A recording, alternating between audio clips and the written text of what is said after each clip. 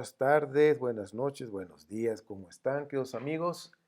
Gracias a nuestro Padre Eterno que nos permite estar juntos para estudiar, reflexionar sobre la historia del cristianismo, lo que estamos estudiando, las teologías del cristianismo, que ha habido, ahora sí que es una historia y ha habido mutaciones, pero tenemos que empezar sí, ahora sí que querer o no, para poder comprender todas estas teologías tenemos que ver historia.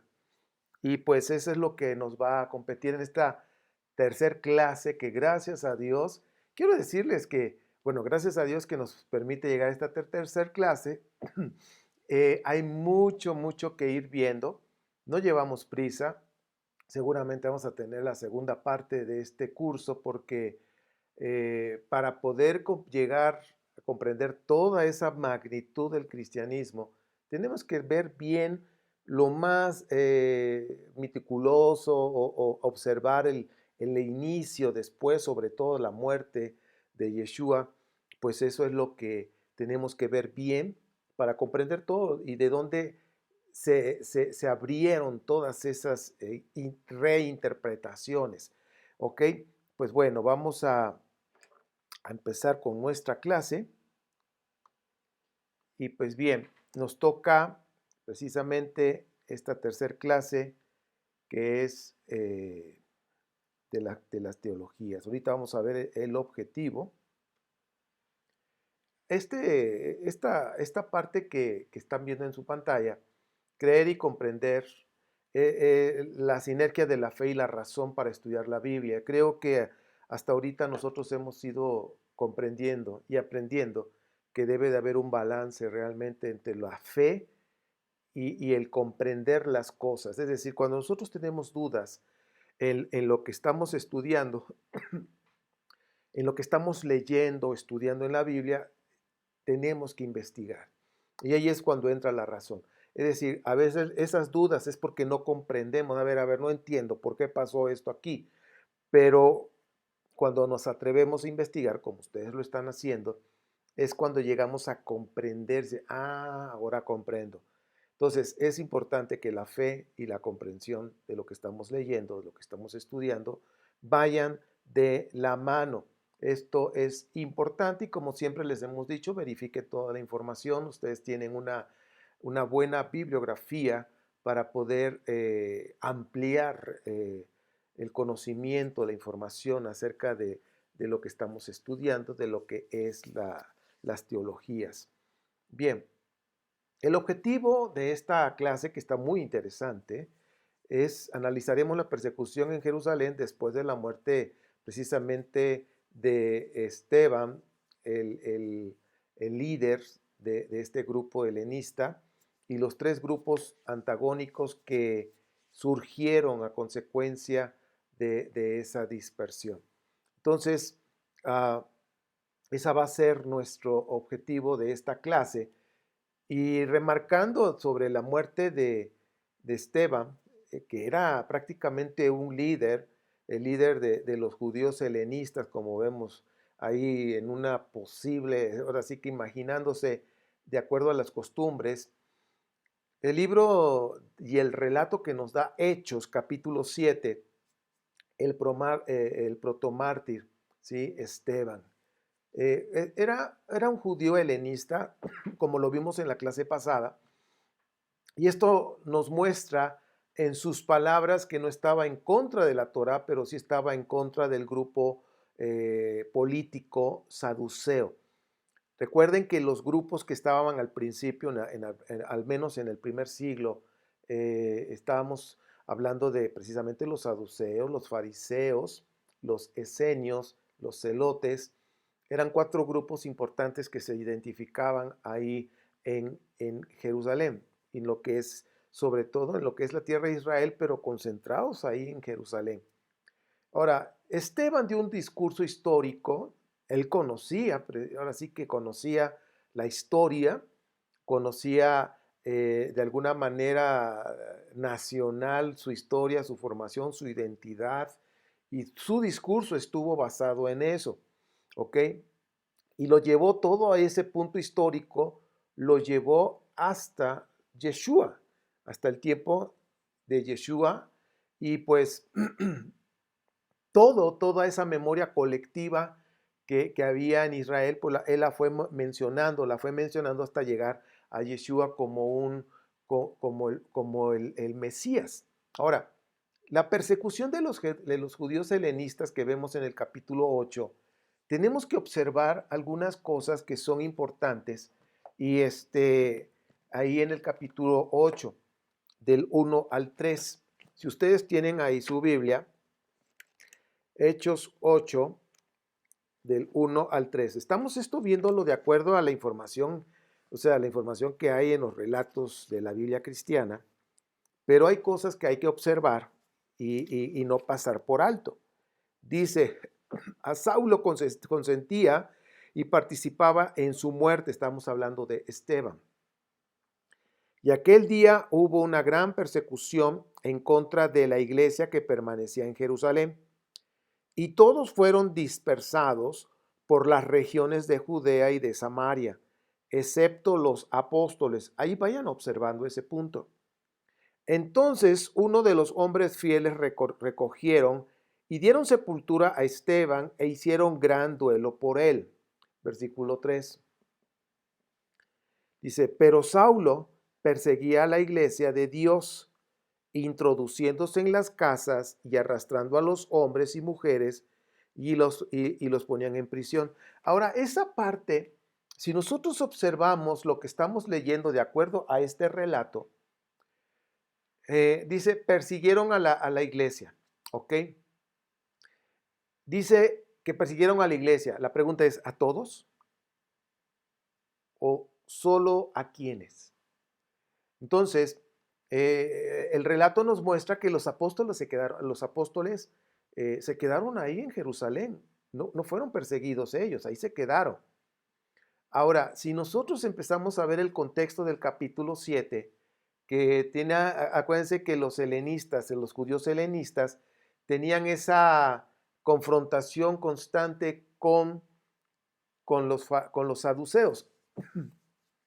Entonces, lo que nos está mostrando es, perdón, es que los saduceos no persiguieron a los creyentes en Yeshua, es decir, a los nazarenos, sino que estaban detrás de los judíos helenistas, que de alguna manera habían creído en Yeshua, pero la persecución no fue tanto por Yeshua. En la clase pasada vimos que este Esteban, que era un líder, él no murió, no fue un mártir por predicar a Yeshua, sino por decir las cosas en contra de los saduceos, es decir, por picarle la cresta, como decimos en México, a los saduceos. Entonces, los saduceos se sentían amenazados por ese grupo helenista, y aparte de que no querían que metieran su ideología al judaísmo. Esa era una de las razones, pero también es porque estaban en contra y del templo, de lo que es el templo. Por eso Esteban decía que Dios podía levantar otro templo no hecho con manos, aunque estaba refiriéndose a un tema espiritual, pero también estaba refiriendo eso. Entonces, pues prácticamente los saduceos se sentían atacados por esta predicación de este líder de los judíos helenistas que eran nazarenos, y que algunas personas también ya lo tenían por la manera de hablar, lo consideraban como un profeta. Entonces yo creo que estos puntos son interesantes y no los debemos perder de vista, ¿ok? Entonces, los saduceos, por eso no persiguieron a los apóstoles, porque el problema no eran los nazarenos, eran los helenistas que tenían ese fuerte ataque a los saduceos. Entonces, los judeonazarenos, vamos a decir así, los judíos que habían creído en Yeshua, que se conocían como los nazarenos o judeonazarenos, o también ya con más reciente judeocristianos, ¿sí? Ellos practicaban un judaísmo fariseico, entonces o rabínico, no lo perdamos de vista. Es decir, estos creyentes en Yeshua, estos primeros creyentes, practicaban el judaísmo rabínico. ¿ok? Entonces todo estaba bien, pero la situación era que Esteban hablaba como un profeta del pueblo judío, pues reprendía a los sacerdotes saduceos del templo de Jerusalén y los estaba desprestigiando públicamente. Entonces, esa es una de las cosas que nosotros tenemos que observar, que los saduceos se sentían ofendidos. Oye, este chamaco, esta persona, ¿qué ondas? ¿Qué se trae contra nosotros? Pero les estaba sacando sus trapitos al sol delante de todo el público, como lo hacían los profetas, a los reyes, así, ahora sí que los profetas cuando hablaban a los reyes o a los mismos líderes religiosos. Ahora, los profetas, hablando lo que la Biblia hebrea nos muestra, los profetas denunciaban al poder político, siempre denunciaban las cosas. Imagínate si hubiera profetas como de ese tipo hoy, que están denunciando al poder político. Bueno, sí hay gente que están denunciando el poder político, pero no son profetas, ¿ok? Estoy hablando de cada país. Pero hablando de Israel, hablando del pueblo de Israel, porque eso es lo que estamos estudiando, decían las cosas, ahora sí que tal cual a los poderes políticos. Los antiguos reyes de Israel también temían a esos profetas que eran guías del pueblo. Es decir, los reyes respetaban a los profetas y hasta cierto punto le tenían un miedo, ¿no? Porque eran los guías del pueblo, que eso no se debe de perder de vista. Pues ahora, en este primer siglo, Esteban estaba de esa forma, hablando con esa autoridad, hablando como un profeta al poder político del templo. Ahora, después de la muerte de Esteban, en el año 36 de esta era común o de la era cristiana, los judíos helenistas fueron expulsados y perseguidos, ahora sí que en Jerusalén. Y esto, ahí es donde nosotros tenemos que observar, después de la muerte de Esteban, porque vemos que el capítulo 8 se quedaron los apóstoles y luego vinieron algunas personas piadosas a recoger el cuerpo de Esteban y poderle dar sepultura. ¿Y por qué a esas personas piadosas no las persiguieron? Porque no eran judíos helenistas. Es decir, había un grupo de judíos helenistas que los identificaban, entonces empezaron a expulgar la ciudad y a buscar, y fue por eso que hubo una persecución y fue cuando salieron dispersos. Sin embargo, los apóstoles, ellos se quedaron ahí, ellos no tenían el problema, ellos no eran el foco de atención. Es decir, haz de cuenta que esa persecución hubieran sido unos robots y los robots estaban programados solamente para perseguir a los judíos helenistas, no tanto porque creyeran en Yeshua, no tanto porque fueran judíos helenistas nazarenos, sino simplemente porque eran judíos helenistas. Se acabó. La cuestión nazarena no era el problema. Entonces el robot iba a estar buscando simplemente dos palabras, judíos helenistas, el tercer palabra no entraba, no era el problema. Por eso es que los judíos piadosos pudieron recoger el cuerpo, darle sepultura, los apóstoles se quedaron ahí, no fueron, todavía en ese momento, no fueron perseguidos.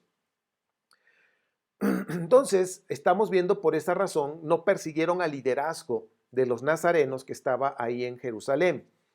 Y pues como dije hace un momento, entonces, ¿quiénes eran esos judíos piadosos que le dieron sepultura a Esteban? Pues sí, eran precisamente de la comunidad nazarena, pero no eran judíos helenistas. Esa es la diferencia.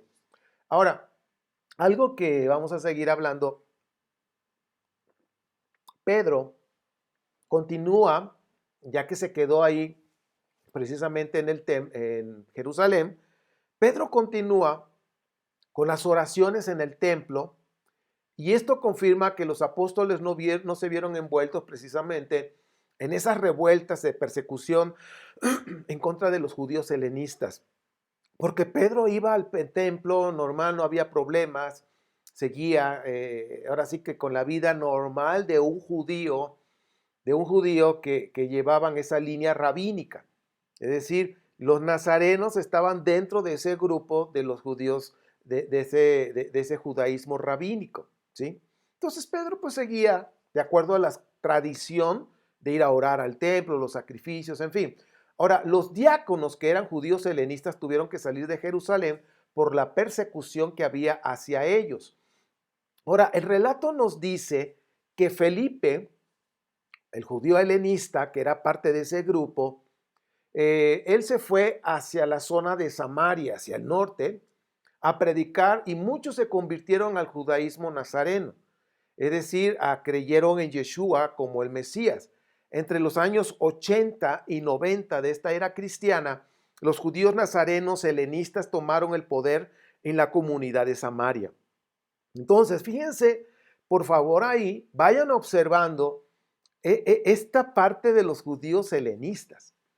Fíjense, los judíos helenistas tuvieron problemas con los saduceos, fueron perseguidos, se fueron hacia el norte, Samaria, a Siria, estuvieron ahí compartiendo y la gente pagana, gentil, pues recibieron bien el tema, no había ningún problema.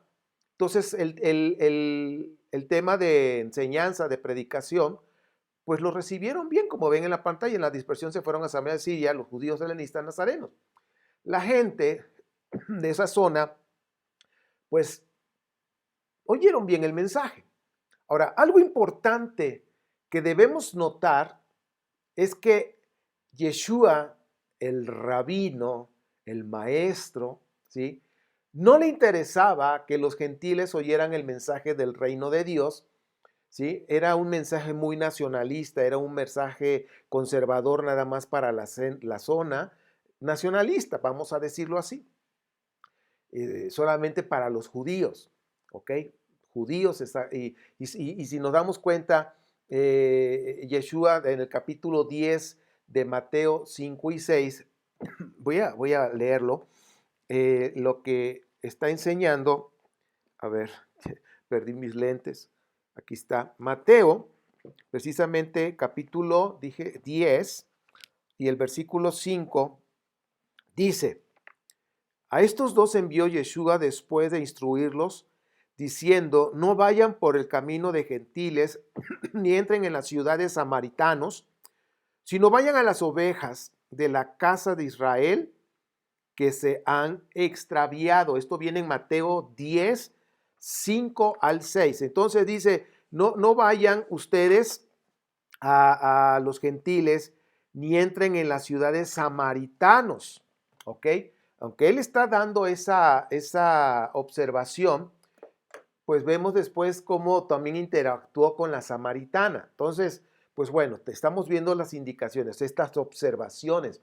Juan, el apóstol Juan, supuestamente, vamos a decir el redactor anónimo que se puso el nombre de Juan, él habla precisamente de la samaritana después, que tuvo una interacción y les habló y pues se quedó 2 días con los samaritanos ahí dando el mensaje de salvación. Permítanme que se me olvidó conectar la computadora. Si no, se me apaga. Fíjense, me puse abusado de todo, menos la computadora y ya se le estaba acabando la pila. Entonces estábamos recordando, a ver, regresemos a la clase. Entonces, Yeshua se concentró prácticamente, de acuerdo a Mateo, la redacción de Mateo, de que se concentraran solamente en los judíos de la casa de Israel, a los israelitas, a las ovejas perdidas, y está hablando de todo el pueblo, no nada más de los judíos, sino vamos a hablar de las 12 tribus, de todos, ¿ok? Ahora, Felipe no sabía que de acuerdo a Mateo, Yeshua había dicho nada más a los israelitas. Sin embargo, él se fue hasta allá con Samaria y otros llegaron hasta Siria y empezaron a compartir de acuerdo a Hechos capítulo 11, ¿sí? Del 20 al 22, nos damos cuenta pues que hubo ahí personas que empezaron a escuchar el mensaje que llevaban estos judíos helenistas, porque precisamente Felipe era parte de ese grupo. Vamos a ver capítulo 11, 20, dice, no obstante, había algunos entre ellos de Chipre y de Cirene que entraron en Antioquía y hablaron a los griegos y les anunciaron las buenas nuevas del Señor Yeshua. Y la mano de Yahvé estaba con ellos, y muchos creyeron y se convirtieron al Señor. Entonces llegó a oídos de los miembros de la iglesia que estaba en Jerusalén la noticia de estas cosas y mandaron a Bernabé hasta Antioquía. Estoy leyendo Hechos 11 del 20 al 22. Entonces, pues Felipe, en esta persecución, pues llevó el mensaje, lo recibieron y la iglesia, pues ya ven cómo lo traducen la Biblia cristiana, vamos a decir, la comunidad, la comunidad nazarena, es decir, que eran judíos, que practicaban el judío rabínico, el judaísmo rabínico, pero que creían en Yeshua y estaban dentro de esa misma comunidad judía, ¿ok? Estaban dentro, como lo dije la vez pasada, era un grupo ahí que ya creía en Yeshua. A ese grupo se estaba refiriendo como iglesia, que era el grupo nazareno, la comunidad nazarena. Entonces, de esta manera los griegos entraron a la comunidad nazarena helenista, porque recuerden que eran helenistas los que estaban compartiendo. Hasta que llegó otro judío helenista conocido como Shaul o Saúl de Tarso, Pablo de Tarso, quien trajo la doctrina paulina, que realmente la Biblia cristiana tiene un gran porcentaje de esta doctrina paulina, que es el Midrash o la interpretación de Pablo. Y prácticamente Pablo abrió las puertas de par en par a los gentiles, a los paganos, a que pudieran entrar al grupo escogido por Dios, que es Israel.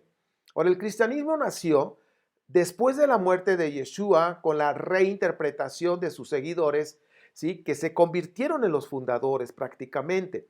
Es decir, ahora sí que los más cercanos, esos seguidores, hablando de los apóstoles y luego de los apóstoles, cada quien que tenían sus propios discípulos ya, pero que eran todos seguidores de Yeshua, los 12, los 72 o los 70, y así sucesivamente, vemos que esos primeros creyentes empezaron, vamos a decir, que son los fundadores de este grupo nazareno, pero Yeshua no inventó o es el fundador del cristianismo. Él no fue, él fue un judío más. Todo sucedió después de la muerte de Yeshua. Entonces yo creo que esto es algo que ustedes ya lo saben, pero lo estamos repasando, que Yeshua pues no fue el fundador del cristianismo. Ahora, el cristianismo nació después de la muerte de Yeshua con la reinterpretación de sus seguidores y se convirtieron en varios fundadores. Es decir, que después de la muerte lo empezaron a reinterpretar diferentes y de ahí es donde empieza ya la variedad de perspectivas, de interpretaciones. Y bueno, estos seguidores que después se convirtieron en los fundadores del cristianismo, tomaron algunos dichos de Yeshua, el judaísmo también, el judaísmo del segundo templo, más sus propias ideas y concepciones, lo que entendían de acuerdo a su entorno. Entonces, imagínate, todo eso se empezó a sumar. Ahora sí, lo voy a repetir de una vez. Estos seguidores que de alguna manera fueron ya fundadores de lo que ahora conocemos el cristianismo, es porque estas personas tomaron algunos dichos de Yeshua, porque acuérdense que Yeshua, ¿qué hizo? Enseñó Torah. Yeshua tenía una interpretación de la Torah, como había tantos rabinos en aquel tiempo y que cada rabino tenía su interpretación de la Torah. Yeshua, como un rabino más, él tenía la interpretación de la Torah y esos dichos, tomaron esos dichos, aparte, los dichos de Yeshua, más el judaísmo del segundo templo que se vivía en aquel tiempo, y más las propias ideas de la persona que estaba reinterpretando y las concepciones que había en su alrededor, es decir, esa cosmovisión que había en la gente de aquel tiempo. Entonces, todo eso se fue sumando para reinterpretar a Yeshua. Así se empezó a meter, perdón, esa reinterpretación helenista sobre Yeshua de Nazaret. Entonces, ya aquí empieza a tomar sentido las cosas. En Jerusalén estaban esos judíos de sangre, vamos a decir así, de casta. Pero estos judíos helenistas que hablaban griego y que conocían mucho la cultura gentil, salen perseguidos. Entonces imagínate con esas ideas, con los dichos de Yeshua, con que ellos pudieron escuchar o quizás de tradición oral que pudieron oír de otros que sí tuvieron cerca y su interpretación, en fin. Y así se empezó a gestar precisamente la reinterpretación helenista acerca de Yeshua. Ahora, yo he dicho, y no lo digo yo, sino los historiadores, que Yeshua no es el fundador del cristianismo. ¿Ok? Entonces, ¿quién fundó el cristianismo? Es una, ¿quién es o qué es el cristianismo? Sí, si Yeshua no lo fundó, entonces, ¿qué es el cristianismo? Entonces, el cristianismo es una reflexión sobre la religión de Yeshua, ¿sí? ¿Cuál era la religión de Yeshua? El judaísmo, ¿ok? El judaísmo rabínico, ¿sí? Es una reinterpretación, es una reflexión sobre la religión de Yeshua, sobre su figura, sobre su misión. En esencia, ese es el cristianismo. Si te das cuenta, todo está enfocado en Yeshua. ¿Ok? Entonces, vamos a volverlo a decir. ¿Qué es entonces el cristianismo? El cristianismo no es la religión de Yeshua. ¿Ok? No, no es la religión de Yeshua. El cristianismo nació como una reflexión sobre la religión de Yeshua y cuál era su religión, el judaísmo rabínico, o que estaba en la línea de fariseos, sobre la figura de Yeshua, sobre la misión de Yeshua. Eso es el cristianismo. Por eso, si ustedes escuchan algunos que dicen es que yo soy cristocéntrico. Prácticamente el cristianismo es eso, es una doctrina cristocéntrica. Cristo o Mesías, Mesías es céntrico, vamos a decirlo así, donde Yeshua es el centro solamente y no hay más. Entonces, eso es el cristianismo, ¿ok? Yeshua predicó sobre la venida del reino de Dios y como hemos estado hablando, ya en su momento lo veremos, pero los evangelistas o los evangelios, unos dicen que va a llegar, otros dicen que ya llegó, otro dice que está dentro de ti, ¿sí? Y todo eso se lo pusieron en la boca de Yeshua. Entonces, tenemos que analizar, ¿sí? En esa crítica textual, analizar realmente cómo está este asunto. Pero ahorita, en lo que estamos estudiando en esta clase, Yeshua predicó sobre la venida del reino, ¿sí? En el cristianismo, la figura de Yeshua es el centro, no es el reino de Dios, es el Yeshua. Entonces, aquí ya empezamos a tomar más enfoque de lo que es el cristianismo. ¿Por qué? Porque si el tema de Yeshua era el reino de Dios, en el cristianismo el tema ya no es el reino de Dios como el centro, sino el centro es Yeshua, ¿ok? Es eso. Entonces, pues, cuando nosotros ya empezamos a comprender cómo está el cristianismo, cómo fue que nació, con qué objetivo nació, vemos que realmente el centro es Yeshua, cristianismo. Ahora, la predicación de Yeshua sobre el reino de Dios pareció muy peligrosa para los romanos e incómoda para los líderes del templo. Pues por eso era necesario quitarlo del camino, estorbaba, ¿sí? Porque cuando tú hablas de un reino que va a venir un reino, el reino de Dios que se va a establecer, y eso llega a oídos de un romano, dice, oye, a ver, ¿cómo que viene un reino? Si aquí el reino, aquí el imperio, y el único aquí es el romano. A ver, ¿cómo está eso? Entonces, cualquier tema que se hablara de otro reino, las antenas de los romanos se levantaban inmediatamente, ¿ok? Ahora, todo el mensaje que Yeshua estaba hablando acerca de esa corrupción de los líderes del templo, pues por supuesto que les incomodó. Entonces vemos que de alguna manera, si se habla de otro reino y como no lo podían apedrear como lo hicieron con Esteban posteriormente, lo entregaron a los romanos, por el asunto de sedición, de que se creía el rey, ¿sí? Entonces, aquí viene el asunto. En ningún momento Yeshua, de acuerdo a los relatos de los evangelios, dijo yo soy el rey, cosas así. No, en ningún momento dijo yo soy el Mesías, excepto el Juan, que el evangelio de Juan se cose aparte, ¿ok? Excepto Juan con la samaritana, fíjate en dónde. Pero vemos acá que Yeshua, ¿sí? Por hablar de algo espiritual, por dar su interpretación de la Torá, pues eso trajo precisamente el final de su vida y murió por los romanos en los tiempos del emperador Tiberio. Entonces, pues bueno, esto estamos viendo que después de la muerte de Yeshua, las autoridades romanas no persiguieron a los creyentes en Yeshua, ¿ok? ¿Por qué? Porque los creyentes en Yeshua o los nazarenos no eran un problema. Entonces, hasta este momento, cuando estamos hablando después de la muerte de Yeshua, los romanos no le estorbaban los nazarenos, o sea, no había problema. Yeshua no escribió nada, ¿ok? No dejó nada escrito.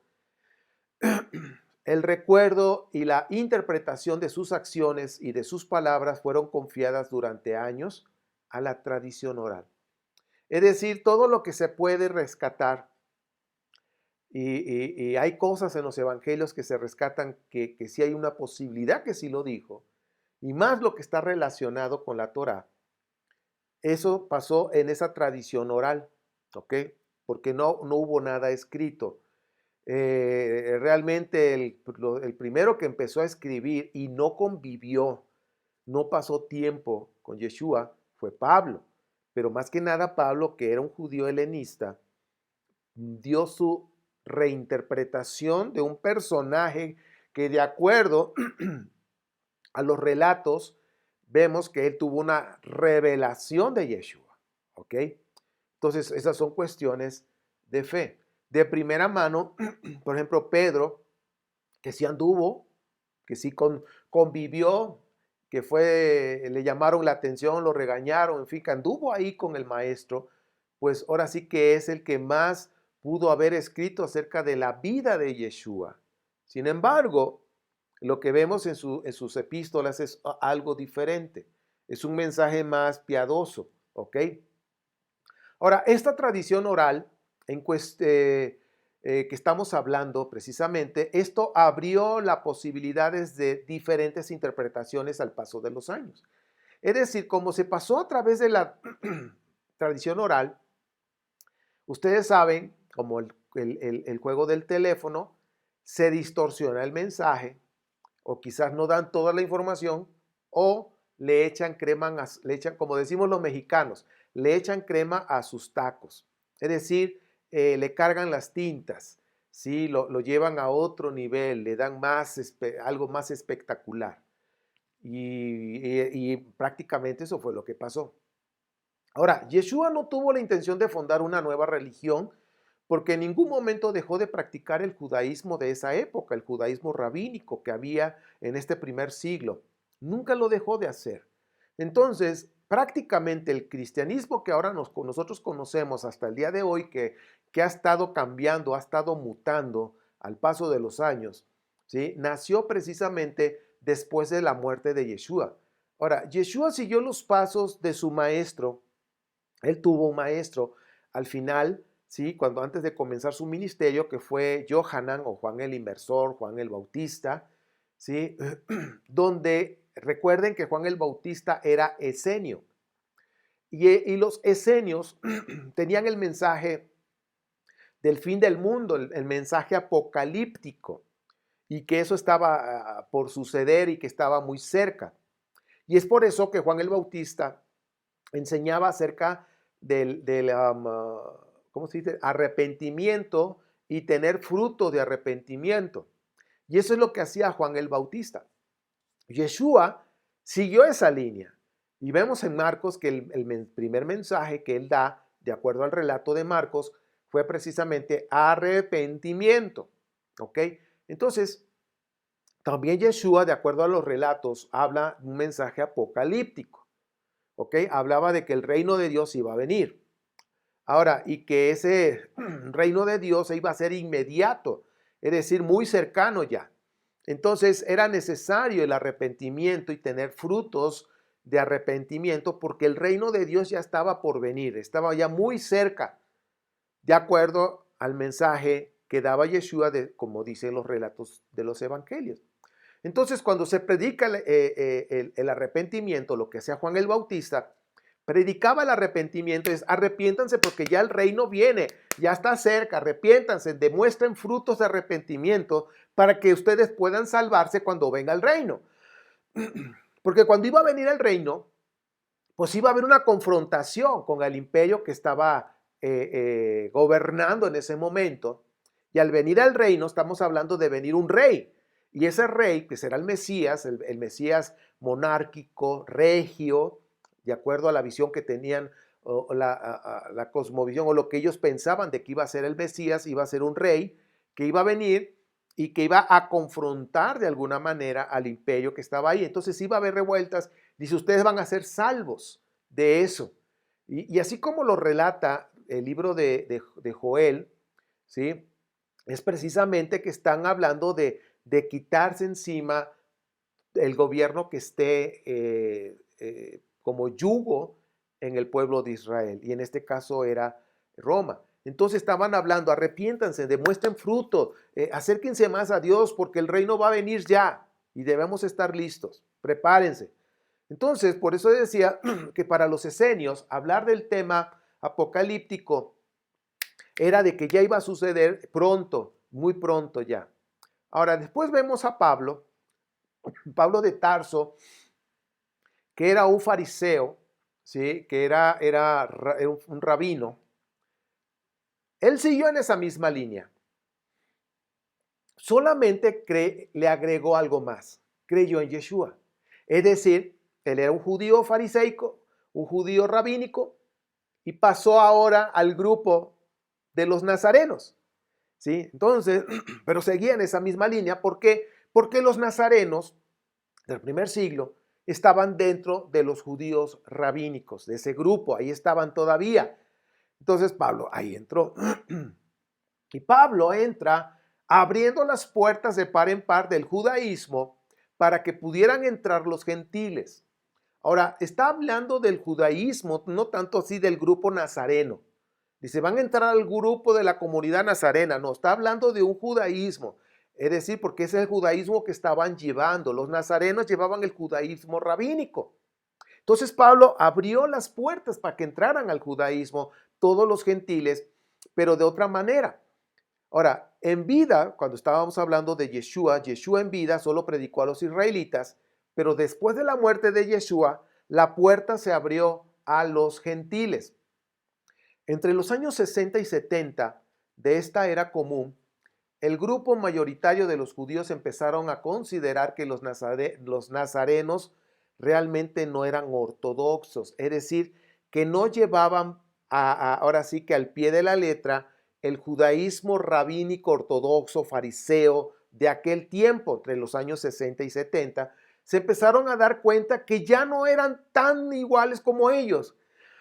Se dieron cuenta y ya no son tan ortodoxos como nosotros. ¿Por qué? Porque ya estaban entrando los gentiles con otras cosas, ¿ok? Entonces, eso hizo que hubiera rechazos, convulsiones sociales dentro de los judíos y pues empezaron a haber divisiones, empezaron a haber partidos internos entre ellos mismos, como lo muestra Hechos 24, 5 al 7. Hechos 24, 5 al 7, vemos ahí cómo acusan a Pablo de que era parte de ese grupo que no era tan ortodoxo y que era de ese grupo de los nazarenos. Es decir, a Pablo lo reconocían como un rabino. De alguna manera había una marca personal, Pablo de Tarso, un rabino, pero ahora que había entrado a esta nueva fe, no, ahora sí, en el Mesías, creyendo en el Mesías, al grupo nazareno, lo empezaron a acusar de que no era tan ortodoxo como ellos y que era del grupo nazareno. Ya aquí empezamos a ver una división, ¿sí? Vamos a verlo precisamente, es eh, Hechos, capítulo 24. Vamos a ver, Hechos, capítulo 24, 5 al 7. Dice, porque hemos encontrado a este hombre que es un corruptor y fomenta la insubordinación entre todos los judíos que están en toda la tierra, porque él es el líder de la secta de los nazarenos. Hasta dijimos al 7. Y ha pretendido profanar nuestro templo y después de que lo prendimos quisimos juzgarlo de acuerdo a lo establecido en nuestra ley. Pero intervino el capitán Lisias y arrebatándolo en gran violencia de nuestras manos, lo envió a ti. Y bueno, pues aquí estamos viendo cómo lo están acusando a Pablo, diciendo que no es ortodoxo como lo era antes. Y de alguna manera ya le dan un liderazgo a Pablo, de liderazgo dentro de los nazarenos, ¿ok? Y pues bueno, ya empezó ahí. Y aquí hay una palabra que nosotros vamos a hablar de herejía. La herejía, ya de acuerdo a los conceptos que se han hecho hasta el día de hoy, es la desviación doctrinal del pensamiento mayoritario de la iglesia o de un grupo religioso. Es decir, si un grupo religioso tiene, de acuerdo a la mayoría, lineamientos de pensamiento de acuerdo a su religión, pero si alguien se desvía de ese lineamiento ideológico religioso de ese grupo, entonces si alguien toma otro camino se le llama herejía. ¿Por qué? Porque ya se desvió, ya se fue. Ahora, este concepto aparece en el judaísmo en la época del Talmud, siglo V, siglo VI de esta era cristiana, en adelante es cuando aparece ya más este concepto. Ahora, en Primera de Corintios, ya estamos viendo ahora que hay problemas. Es decir, que estos judíos helenistas empezaron a traer ciertos problemas y pues vemos ahí precisamente en Primera de Corintios 11:19, esta carta de Pablo fue escrita aproximadamente en el año 53 de esta era común. Vemos ahí que había divisiones, ya había divisiones. Fíjense, después de la muerte de Yeshua y ya los judíos ortodoxos que eran nazarenos, ya empezó a haber otro grupo que no era tan ortodoxo. Y dice aquí, sin duda dice que haber grupos sectarios entre ustedes para que se demuestre quiénes cuentan con la aprobación de Dios. Entonces, dice aquí, tiene que haber grupos sectarios. Es decir, había ese problema en el primer siglo y ya en Corinto había esa situación. Ya estamos hablando de otro lado, de con los griegos, helenistas, ¿sí? Había ya grupos sectarios, diferentes maneras de pensar, como lo hay hoy en día. Hoy en día hay muchas maneras de pensar dentro del cristianismo, dentro del mesianismo moderno, que ahora hay judíos mesiánicos, que los mesiánicos, que yo no soy mesiánico, yo soy raíces hebreas, y que no soy raíces hebreas, que yo soy no sé qué tanto, y bueno, hay una diversidad de secciones o divisiones sectarias. Ahora, después de la muerte de Yeshua, que hemos estado recalcando, ¿sí? Y también después de la muerte de los apóstoles, el término herejía se fue acentuando cada vez más por las diversas ideologías religiosas que fueron surgiendo. Es decir, tenemos la muerte de Yeshua. De ahí empezaron a reinterpretar tanto los dichos de Yeshua, la misión de Yeshua, su figura. Luego llegan también estamos ahí, con eso es los apóstoles, pero luego llegó Pablo y los helenistas, todos los judíos helenistas, y también empiezan a reinterpretar a Yeshua y empiezan a surgir un montón de ideas religiosas, que ahorita las vamos a ver. Pero tan solo en Gálatas 5:20, en segunda de Pedro 2:1, Gálatas 5:20 fue escrito entre el año 48 y 53. Imagínate, si Yeshua murió en el 30 aproximadamente, estamos hablando de 18, 20, 30 años después, cómo se empezaron a distorsionar los dichos de Yeshua, la misión de Yeshua, su figura fue cambiada. Entonces en Gálatas 5:20 estamos viendo esa situación de que había herejías, que había muchas cosas que de alguna manera Pablo en su carta a los Gálatas se lo está acentuando. Y también Pedro, en segunda de Pedro 2:1, también Pedro de alguna manera nos está mostrando que había esas diferencias en aquel tiempo. Estoy buscando segunda de Pedro, precisamente capítulo 2, versículo 1. Aquí está segunda de Pedro 2, dice, pero también hubo entre el pueblo falsos profetas, como también habrá entre ustedes falsos maestros que traducirán herejías destructivas y negarán al Señor, ¿sí? Y negarán al Señor. El Señor ahí, en otra versión, que está refiriéndose al Eterno, al Todopoderoso. Dice que los redimió acarreando sobre sí mismos destrucción repentina. Algunos piensan que se estaba refiriendo a Yeshua, no, en otra versión, en la BIN está hablando del Todopoderoso, ¿ok? Bien. Los dichos de Yeshua, como hemos estado diciendo, quedaron en la memoria colectiva de sus seguidores que se transmitieron de manera en la tradición oral, ¿sí? Porque no había otra manera de hacerlo. Dice Antonio Piñero que, pues, que había alguien escribió los dichos de Yeshua, que había como un escrito de los dichos de Yeshua, y que de ahí sirvió para que Marcos pudiera escribir su evangelio, pero finalmente ese escrito ya no está, no se encuentra, ya no saben en dónde quedó la bolita, como dice el juego, y no se supo dónde quedó. Eso es lo que dicen los filólogos e historiadores, que hubo alguien que sí anotó esos dichos y que sirvió de alguna manera para que Marcos pudiera escribir parte de los dichos de Yeshua. Ahora, Yeshua enseñó su interpretación de los textos sagrados del judaísmo, como es la Torá y los profetas, los escritos, y pues también tomó lo mejor de cada escuela que había en aquel momento, de la escuela de Shammai, de la escuela de Hillel, ¿sí? Recuerden que Yeshua como rabino, él hizo su propia interpretación, él formó su propia perspectiva de la interpretación de los libros sagrados. Ahora, cuando vieron los seguidores, cuando ya vieron que la ausencia física de Yeshua ya no estaba, ya había muerto, sus seguidores lo empezaron a engrandecer su figura y lo idealizaron.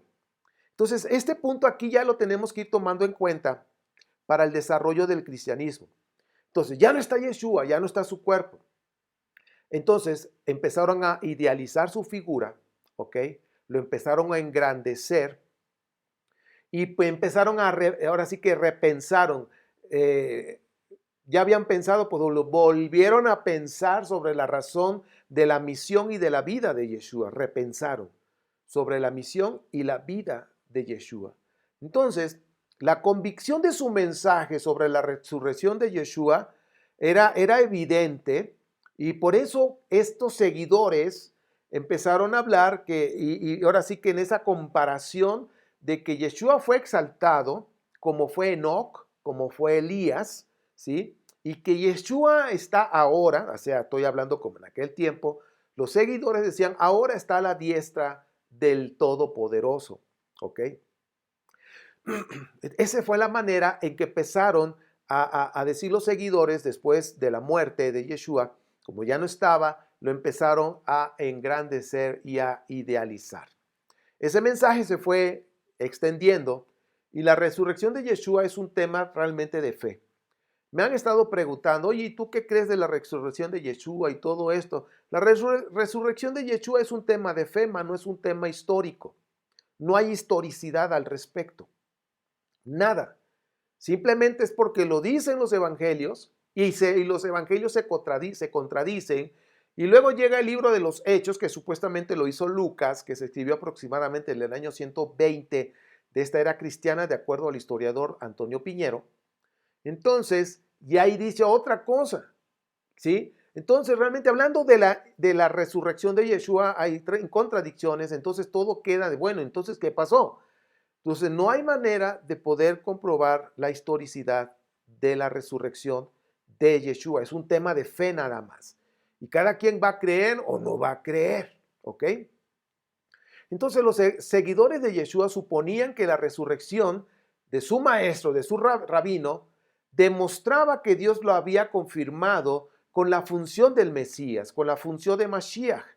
Entonces, los seguidores empezaron a propagar todo ese tema, porque cómo iban a decirle a los judíos que estaban en otros lugares, cómo iban a compartir el evangelio de que Yeshua era el Mesías y estaba muerto. Y entonces los judíos decían, bueno, pues pudo haber sido el Mesías, pues ya está muerto, pues y seguimos todavía bajo el yugo de los romanos, pues no era el Mesías. Entonces, el mensaje se empezó a formar. Entonces, como Yeshua ya no estaba y estos seguidores empezaron a engrandecer su figura, la empezaron ahora sí que a levantar, a glorificar, a ensalzar, como Enoc y a Elías. Entonces tenían que decir que realmente el Todopoderoso levantó de entre los muertos a su maestro rabino, a su Yeshua, que a Yeshua lo levantó y que él resucitó para poder cumplir su función de Mashiach. Ahora, aquí hay una pregunta. Si el Eterno, el Todopoderoso, levantó a Yeshua para que él cumpliera su misión de Mashiach, ¿por qué no lo hizo en ese momento? Es una pregunta.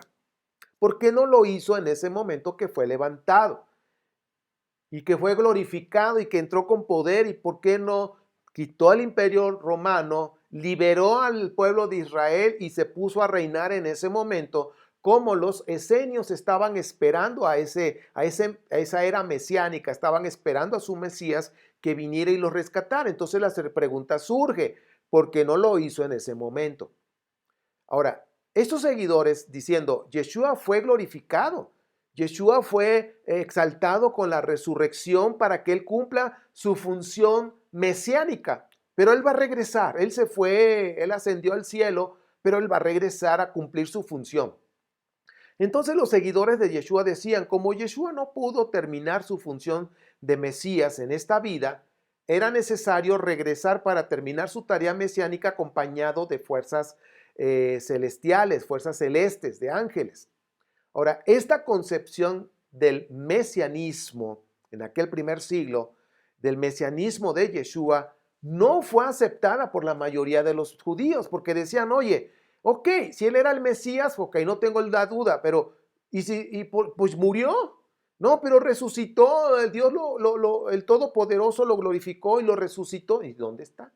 No, pues ascendió al cielo, pero va a regresar pronto para establecer su reino y quitar a los romanos. Entonces, esa teoría, esa hipótesis, esa doctrina, muchos judíos de aquel tiempo no lo creyeron.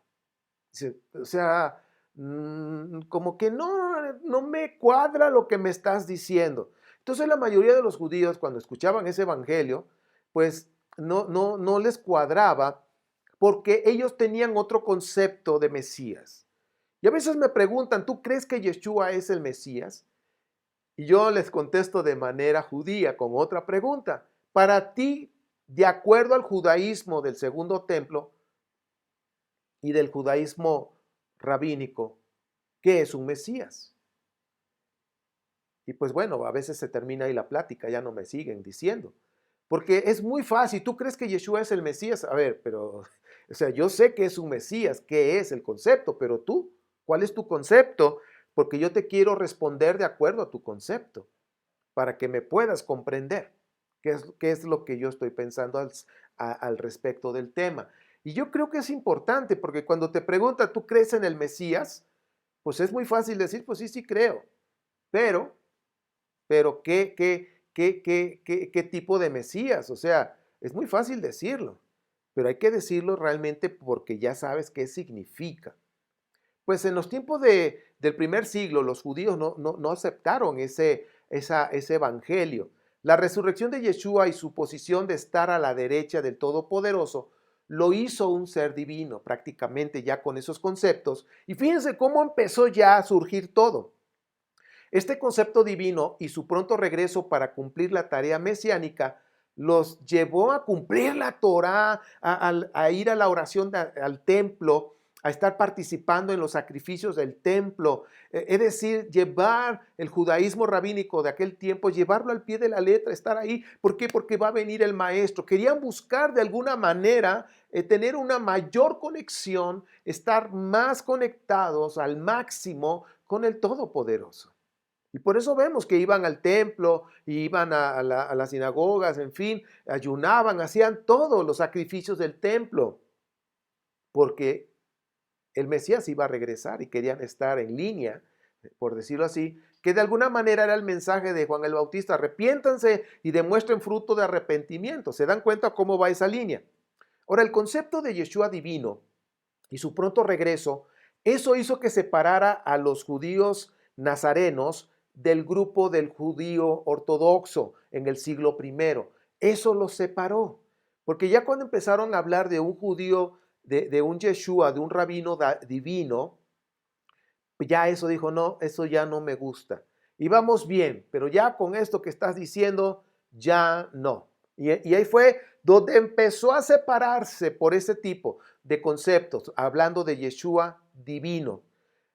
Para sus seguidores de Yeshua era más importante prepararse para el regreso y la pronta venida de Yeshua, para el regreso de Yeshua. Era para ellos, los seguidores, era más importante prepararse para ese regreso, ¿sí?, de Yeshua, que explicar las cuestiones teológicas de ese tema. Es decir, de estar explicando las cuestiones teológicas del regreso de Yeshua no era tan importante como estar listos. Va a venir, ya va a venir. ¿Qué es lo que vemos ahora en el cristianismo? Es que Cristo viene pronto. Prepárense. ¿Estás listo? ¿Te vas o te quedas? O sea, es la misma cosa que se hacía en el primer siglo con los primeros creyentes y sobre todo ya la intervención de los helenistas. Pero al paso del tiempo, la espera escatológica hizo que se repensara la figura de Yeshua y se reflexionara sobre su misión. Es decir, porque no llegaba, entonces se tuvo que repensar sobre la figura de Yeshua, sobre su misión y la manera de que lo iban a explicar a los judíos que no conocían a su rabino. Había muchos judíos que no conocían a Yeshua. Dice, bueno, tenemos que repensar. Es decir, se reinventaron en la manera de la misión de Yeshua, de su figura, de su teología. Dice, ahora, ¿cómo se lo vamos a platicar? ¿Cómo se lo vamos a compartir a los judíos de aquel tiempo, no? Entonces, esto abrió a una diversidad de reinterpretaciones.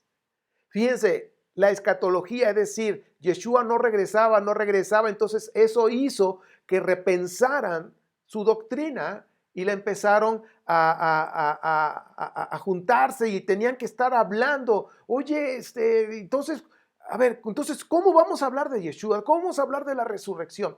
¿Cómo vamos a hablar de que Él regresará? Y pues tú sabes que donde hay un judío o dos, no, más bien donde hay dos judíos, hay cuatro opiniones. Y pues eso hizo que se abriera una variedad de opiniones, de reinterpretaciones. Y entonces vemos dos grupos básicos prácticamente.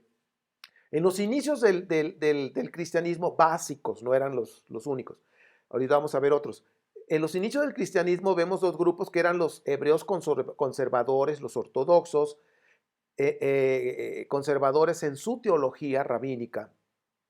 Eran más fácil de aceptar por los judíos no nazarenos de su entorno. Es decir, este grupo, los judíos, ahora sí que la demás población judía, aceptaban más a los conservadores, ¿sí? Tenían esa misma línea rabínica. Pero había otro grupo, el segundo, como ves en la pantalla, los judíos helenistas, con una teología más radical y novedosa. Estos son los que fueron expulsados de Jerusalén porque estorbaban a los saduceos. Entonces, porque les decían sus verdades a los saduceos. Entonces, este segundo grupo fue el que ¡fum!, se tuvieron que ir porque estorbaban a los saduceos. Ahora, nosotros debemos observar que después de la muerte de Yeshua hubo divergencias en la interpretación de la misión de Yeshua. Y aquí es donde nosotros tenemos que poner atención. Hubo una divergencia en la interpretación de la misión de Yeshua. Por supuesto, esa misión siempre lo conectaron con el Mesías. Recuerden que no fue el único que se dijo que era el Mesías. Sin embargo, Yeshua no dijo yo soy el Mesías, no. Ahora, de estos dos grupos básicos, de los conservadores, de los helenistas, esto hizo que se formaran tres grupos antagónicos. O sea, de estos dos básicos, conservadores y los helenistas, de ahí se formaron tres grupos antagónicos, ¿sí? Con respecto a la interpretación, ¿sí? de la salvación que tenía que ver para los paganos. Es decir, los paganos tenían también que apurarse a aceptar el mensaje del Mesías Yeshua, porque ya su regreso iba a estar pronto, ya el fin de las cosas iba a venir, el mensaje escatológico. Entonces les surgía que los gentiles entraran. ¿Ok? Entonces esto hizo que surgieran tres grupos antagónicos. Algo común que tenían los nazarenos es que Yeshua iba a regresar pronto. ¿Ok? Por lo tanto, el fin del mundo estaba muy cerca. Como ahora en estos tiempos del COVID-19 en el año 2020, lamentablemente hubo muchas muertes. Y en el cristianismo, Cristo viene, prepárate, Cristo viene, el fin del mundo se acerca y realmente no va a haber fin del mundo. ¿Ok?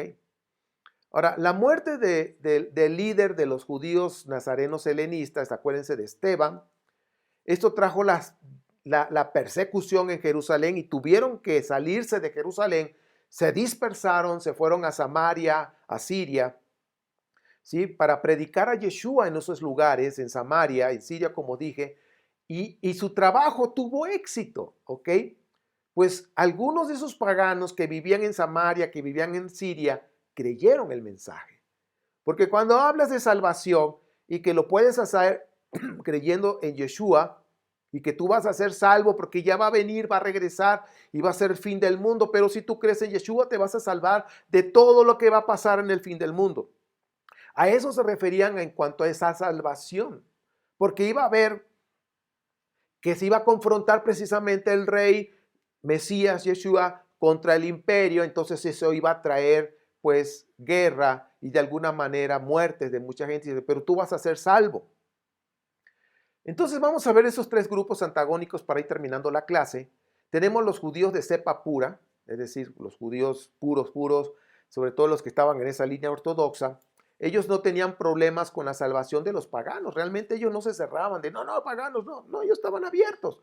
No hay problema con su entrada al grupo de los nazarenos. Solamente había una condición, que se hicieran judíos, es decir, que abrazaran el judaísmo y que cumplieran con la ley de Moisés. Este grupo, que los conocemos como los judaizantes, prácticamente eran los judíos de esa cepa pura, que habían creído que estaban en el grupo de los nazarenos, pero ellos querían que entraran al judaísmo, que se hicieran judíos de acuerdo a sus lineamientos que ya tenían y que llevaran todo y que se hicieran judíos de acuerdo a la ley de Moisés, como viene en el capítulo 15 de Hechos, ¿sí? El Hechos del 1 al 5, perdón, capítulo 15 de Hechos, versículo 1 al 5. Ahí estamos viendo esa situación que ya conocemos y que nos hemos conocido como los judaizantes. Este es un grupo. Precisamente aquí en el capítulo 15 vemos esta diversidad. Ahora, vamos a ver otro grupo, el segundo. Los nazarenos, liderado por Pedro y luego por Santiago. O sea, aquí ya hay otro grupo. Están primero los conocidos como judaizantes, los de la cepa pura del judaísmo. Ahora tenemos los que están en el grupo de Pedro y luego que eran los líderes de ese grupo nazareno y luego fue Santiago. Entonces, de acuerdo a este relato del libro de los Hechos capítulo 15, ahora del 6 al 21, nos muestran que ellos pensaban que los gentiles podían salvarse sin hacerse plenamente judíos. Ahora, fíjense, primer grupo, tienen que hacerse judíos. Ahora el grupo de Pedro, el líder de ese Sanedrín, ¿ok? Vamos a decir del Sanedrín de los nazarenos. Dice, mira, los paganos, los gentiles pueden entrar, pero no necesariamente tienen que hacerse judíos. O sea, plenamente judíos, o sea, nada más tantito. Entonces, o sea, no tenían que circuncidarse como una regla, tampoco tenían que cumplir toda la ley de Moisés. Y esto lo vemos del 6 al 21.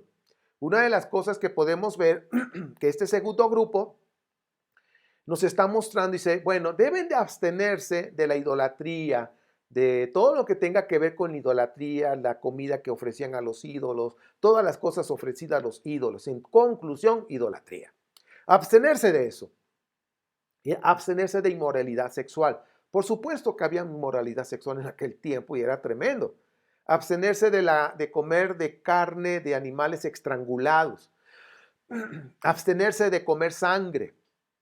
Pero también dieron una recomendación ahí mismo, estamos hablando de Hechos 15, 6 al 21, de oír la lectura de la Torá, porque todos en el judaísmo rabínico se congregaban los sábados a escuchar la lectura de la Torá, lo que hoy conocemos como parashá, la porción de la semana, la explicación.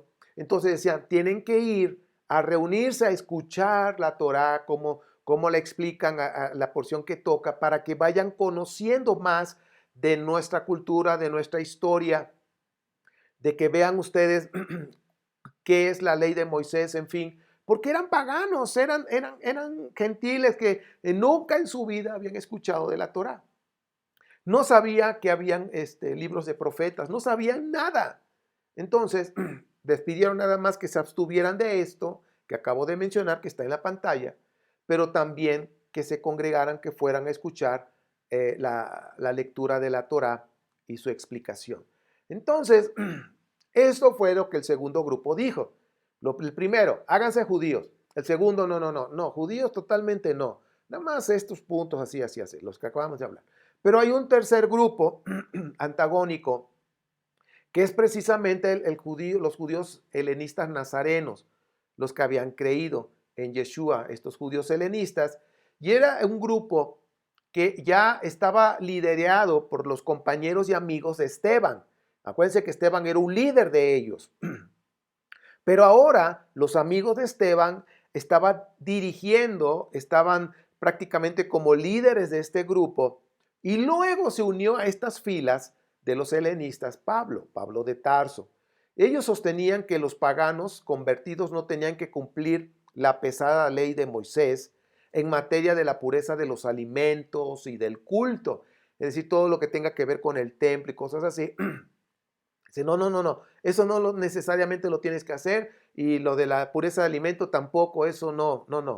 Entonces, que solamente se iban a salvar creyendo en Yeshua sin la necesidad de la circuncisión, sin la necesidad de tener la alimentación kosher, en fin, no necesitas hacer nada de todo eso, nada de circuncidarte, de comer kosher, no, eso no pasa nada, hazlo a un lado. Solamente tienes que creer en Yeshua como tu Señor y tu Salvador. Como dijeran ahora los cristianos, acéptalo en tu corazón y eso es todo. Eso fue el tercer grupo que de alguna manera trajo otra interpretación en cuanto a quienes iban a entrar al grupo nazareno. Entonces ya tenemos tres. Ahora, los tres grupos esperaban la restauración de Israel. Pero la disputa entre los tres grupos era evidente y los judíos piadosos estaban conscientes de que cuando llegara el reino de Dios a Israel, pues que los gentiles iban a entrar, que iban a participar de esa gloria de la llegada del reino de Dios, que eso era la decisión de Dios, que así ya Dios lo había establecido, que los gentiles pudieran entrar a esa gloria. Y eso lo vemos precisamente con el tercer Isaías, el Isaías post-exilio, en el capítulo 56 del 1 al 8. Ahí estamos viendo cómo se abrieron las puertas a los gentiles, que solamente hagan un pacto con Dios y que ellos iban a entrar a esa gloria de la venida del reino y que podían entrar al templo también, a los sacrificios, a todo lo que tenga que ver con el templo. Pero no habla de circuncisión. No da más especificaciones. Entonces, estas diferencias de opinión que había en estos grupos antagónicos entre estos tres grupos, básicamente, pues trajo confusión con los creyentes gentiles.